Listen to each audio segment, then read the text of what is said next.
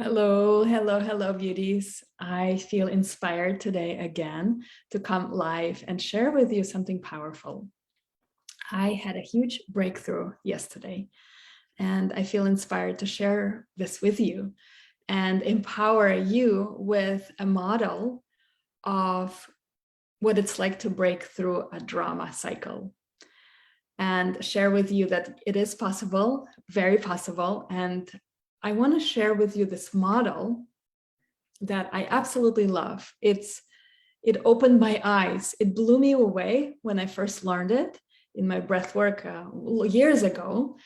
And when I incorporated into the work with my clients and in the year-long program with Confident Healer Academy, it's just so powerful. I see transformations happening. And I just went through a dark night of the soul, myself journey over the last few months, where I unconsciously went into the old pattern of being stuck in the drama. And when I made the choice to leave that drama cycle, I allowed myself to reclaim my power and my peace and clarity and feeling like I know I can trust myself. I know where I'm going. I believe in myself. So this is called the drama cycle, this model that I want to share with you. And it was developed by Eric Byrne and Stefan Karpman. And I'll show to you in a moment the whole model, what it looks like. I did a little drawing here.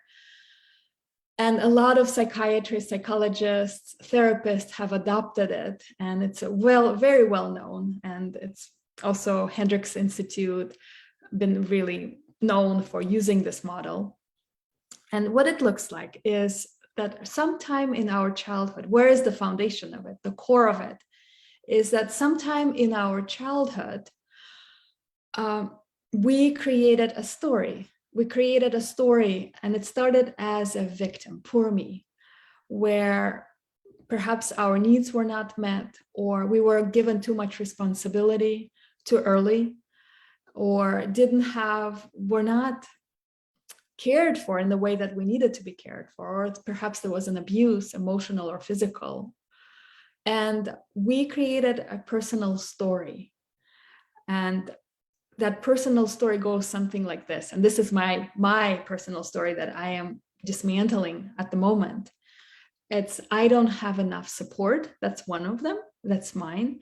I don't have enough support, and that's the victim. That's poor me. And the definition of the victim is the person to whom life happens.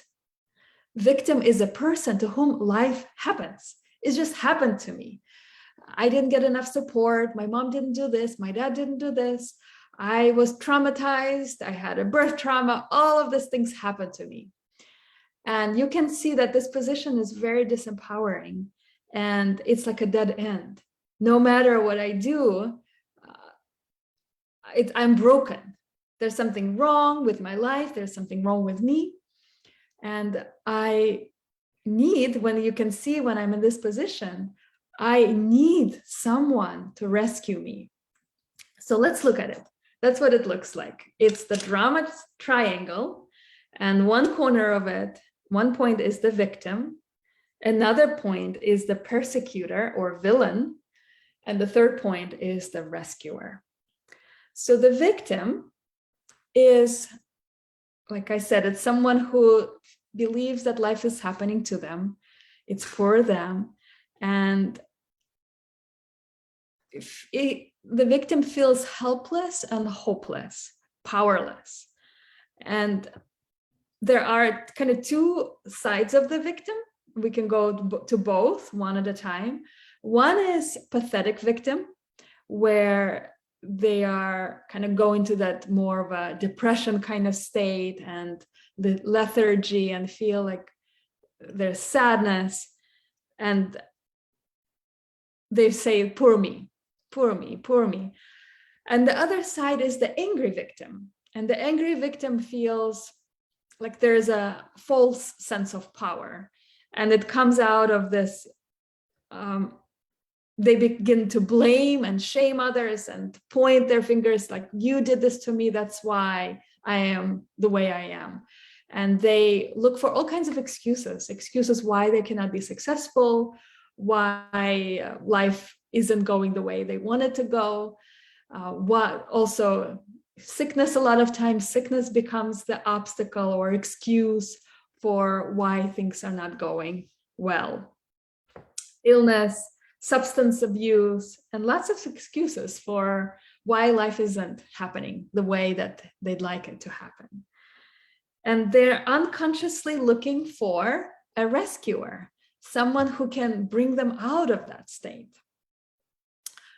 So before we go to the rescuer, let's take a look at the persecutor, because that's a really interesting role that we play. And by the way, it's not like you're stuck in one. If you are in the drama cycle, you'll go through the cycle and you'll take every single one of all three of these positions at some point.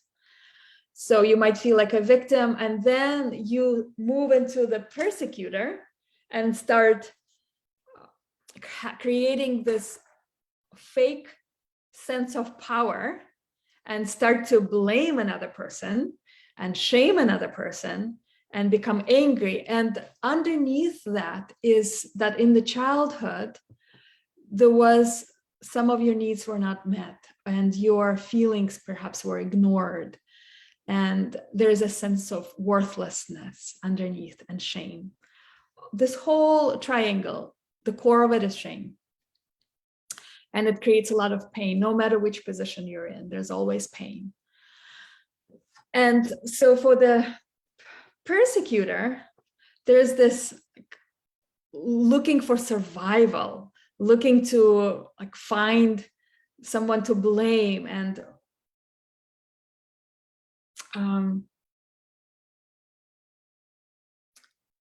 this holding on to this attitude, survival at all costs. And it's always related to some kind of childhood abuse or neglect, physical, mental, or emotional. And so this is really the bad guy. The persecutor or villain is the bad guy. And now let's take a look at the rescuer. The rescuer is a very interesting position because, and I see this, the reason I'm sharing this, because I see this all the time. I experience it a lot myself, and I see it in clients and friends a lot. And especially in people who are very empathic and on the healing path, who are healers to the world. That's what I see a lot. And superficially, it looks so innocent. And the rescuer is very seductive and very addictive role to play, because nobody wants to be a bad guy, but the rescuer looks like a nice guy, a nice person. And the family of origin, the dynamics in the family of origin is really where this starts. And the shame involved is always involved in this, because to take the position of the rescuer, we have to rise above that shame and try to be the good guy, try to be nice, try to be helpful. And what it looks like is that we deny or push away the parts of ourselves that we call selfish, because we feel that being selfless is the virtue. And that's how the underneath connection for the rescuer, the underneath belief is that if I give and give and give and rescue others and help them, then at some point I will be accepted and loved. Yeah, I will receive back that recognition, praise. I will feel good about myself. But underneath it, there is a sense of worth, a disconnection from worth. And so rescuers source their worth, source their value from the outside, from the people that they help. And the more they help, the more they're looking for that recognition that is like the emptiness inside. And they identify who they are. I really love this. They identify who they are with being good. This is like their whole identity. I am good. And that's their identity, and what they do to others and how they give to others. That's the entire identity. And that comes with a great cost. It comes with the denial of their own needs, denial of also usually no boundaries, no healthy boundaries at all. They don't even know what boundaries are. And there's also, it comes with the burnout and all kinds of health conditions and mental distress, loss of peace, loss of power, loss of connection. And they feel like they will get that connection and validation and love by giving and people pleasing.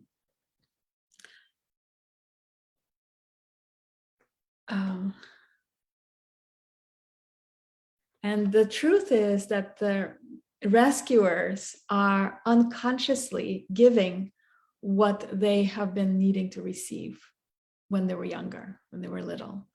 It's this unconscious giving. And a lot of times because they were placed into this position of being overly responsible. And that's the attitude that they have. I am responsible for other people's emotions. I'm responsible for other people's feelings. If they're not feeling good, I'm not doing a good enough job. How many of you, those of you who are watching live or replay, comment in the chat below, which ones are you most familiar with? The rescuer, the villain, or the victim? And we go through all three. Maybe it's all three, but usually one or two are more common. For me, I know that I go through all three. I go through the victim, I go through the villain period, I go through the rescuer period. And the thing is, I want to say, and also all three live inside of us. I think I already mentioned that. All three, we can cycle through all three. There can be a victim who feels like life is happening to us. There can be a rescuer. It's like that voice that says, no, I'm fine. Everything will be good. This inner cheerleader. But that inner cheerleader is really not in touch with how we truly feel. Or there can be the persecutor, inner persecutor that tells you like, you'll never do anything right. It will never happen. And this angry voice inside. So how do we get out of this cycle? And just how many of you experience being in this cycle, getting stuck in this cycle, and also feeling like other people, you're a magnet for other people's dramas. Wherever you are, you just hear people's dramas. And the reason why you're hearing other people's dramas is because you're in the drama triangle. You're stuck in the cycle. That's why you become a magnet. Okay, so how do we get out of this cycle?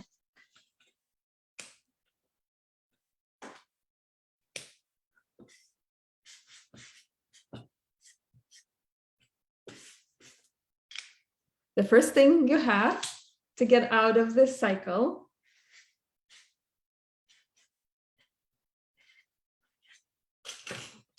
is this, to make a choice. First of all, is you're just watching this, becoming aware that, oh my gosh, I am in the drama triangle. I'm stuck in it. And then you have a choice to leave it, to break that cycle. And how do you break the cycle? The position to leave, from which of the three that you are most likely to leave, because you cannot leave from the victim. You cannot leave from the persecutor or villain. You cannot live through the rescuer, but you can leave the cycle from the villain position. And what do I mean by that is being willing to be perceived by those who are in the drama cycle, stuck in it, to be perceived as the bad guy and be okay with the consequences of being perceived as a bad guy. You're no longer the rescuer. You're no longer responsible for other people's triggers and feelings. But you make a choice to take care of you, to create a healthy boundary, to ask for what you want, to ask for what you need. And you're no longer, when you do that, yes, there will be a reaction. Yes, there will be a reaction, there's no doubt. But when you stand your ground, stay grounded in your body and willing to stay with the feelings in your body, feel and breathe and do the healing work, because it doesn't happen just like that. We have to be willing to do the healing work around it and release the underlying beliefs, limiting beliefs and emotions, and clear that. That's exactly what I love supporting my clients with, and women in the year-long program, and women who are coming to Sedona in a week. We're going to do a lot more deeper work around this. And so I want to ask you, what is one thing that you have a choice right now to leave? What is one thing that you can do to allow yourself to feel that you have a choice? Maybe it is create a boundary and set the time in your schedule where you just take care of you. Remember how rescuers always put others, the victims, first. But to stop being the rescuer, you have to put yourself first. Or maybe it has having a courage to speak your truth clearly, without blame, without shame. Clearly ask for what you need.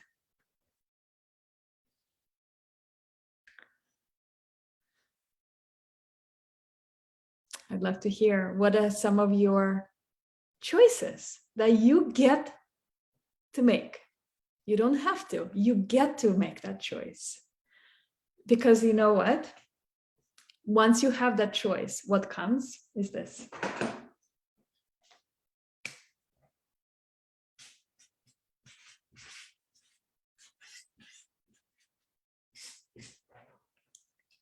It's right here. It's freedom. You get to be free.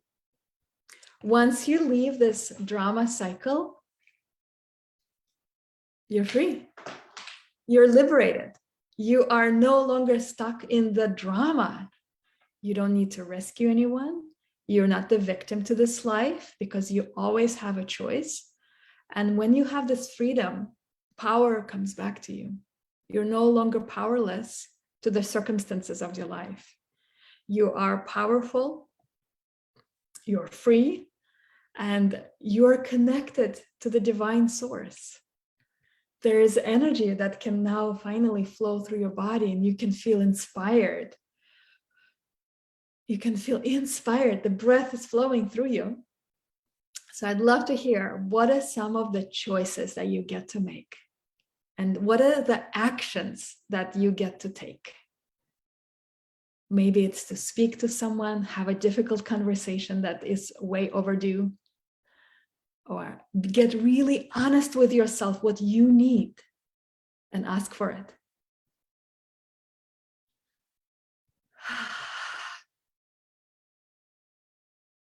Put it into the comments, because when you put it into the comments and declare to this Trust Your Healing Gifts collective, sisterhood, this is the first step towards your liberation, your freedom.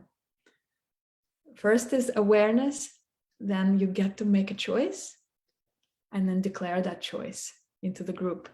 And we will all hold it with you and support you in sticking to living free from drama.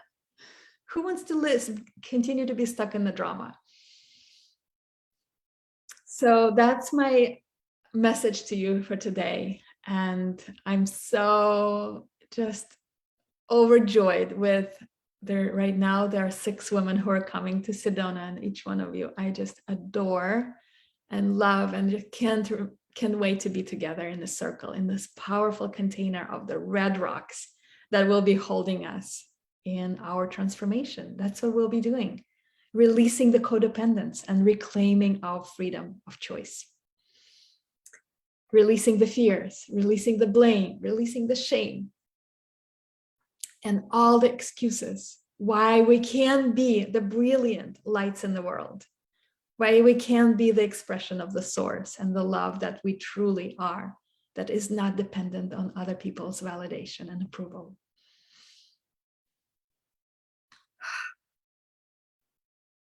And those of you who may be on the fence, I know it's coming up very soon. And if you are feeling called to join us, I invite you to consider that this is possible for you. Maybe the victim says, no, it's not possible. It's not for me. Others can do this, but not me. Or maybe the rescuer in you says, oh, but I have to take care of my dogs, of my husband, of my partner, or my kids, or parents. I can't leave my life behind because everything depends on you, which is a lie. Or maybe you feel like you are the persecutor, the villain. You say, no, I can't do this because it's their fault. That's why I cannot do this.